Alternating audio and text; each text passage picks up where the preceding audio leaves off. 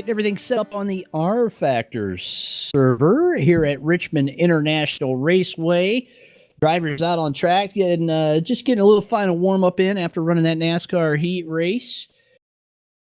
Tonight we'll debut our brand new Belfab chassis, built off of blueprints to SUPRS from the late Jim Belfiore. Belfab Racing Products, one of the original guys. We're losing them left and right. It seems like Miles is those guys that started this division in the early 60s and into the mid 60s, now getting up there in age and lived a pretty hard life back in the days. Jim was one of them, losing him about a year ago. In fact, his birthday's coming up here on the 15th.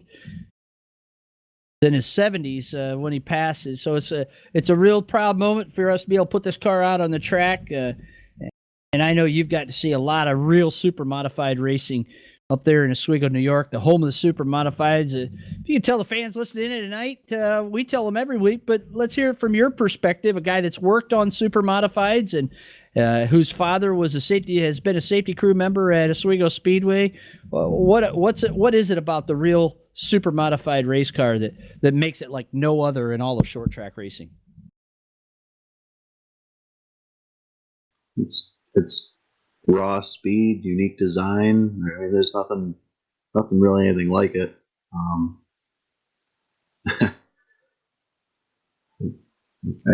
don't have any other words for it. I think that pretty much sums it up. Unique in all of it, no two alike, radically offset. Big block Chevrolets on the West Coast, small block Chevrolets. We got a driver in here tonight from California where they race those small block Chevys just as fast as the big block. So don't let cubic inches fool you, that's for sure. As drivers just getting a few final warm-ups here as we get ready to go racing with the rFactor event. This, again, just like the first race, will be a random start. You never know who's going to start where.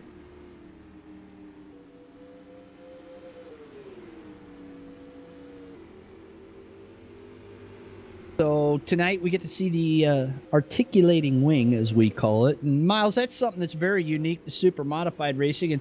And super modifieds or sprint cars, a lot of people like to compare them, but there's really no comparison. 1,850 pounds for a super modified, radically offset. And most of them around the Midwest and the East Coast running big blocks, or a sprint car, 1,250 pounds and small block mounted in the middle of the car. But the wing is, I think, the thing that really makes people think they're very similar. We're here to tell you it's a whole lot different, because a wing on a super modified moves not forward or backward over the roll cage, but up and down. Miles, can you kind of tell people how that is and why that happens? I'm not sure I'm quite qualified to answer that question. Miles is backing away from the technical stuff.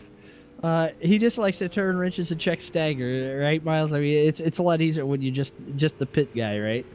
You don't have to build them. Yeah, I never quite got into that foray of racing. I didn't get to touch the important parts. Well, these wings that you'll see on the Belfab, at least here tonight, and in real super modifieds, move up and down, and that's to create less drag down the straightaways and create more downforce as the wing comes up in the corners.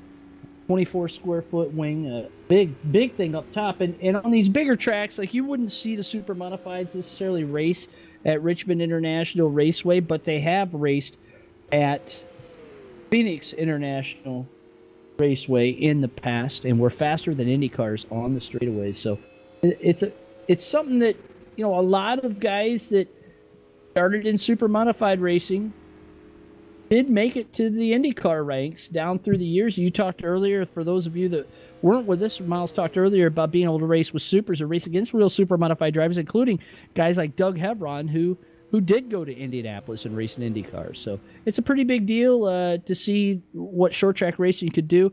Not a lot of these cars left in the world anymore, but there's enough to make it exciting and make them unique. And I think that's what's most attracting to a lot of people out there, and what Supers has tried to put forth for so many years is spread knowledge about this very unique and very small microcosm of short track pavement racing.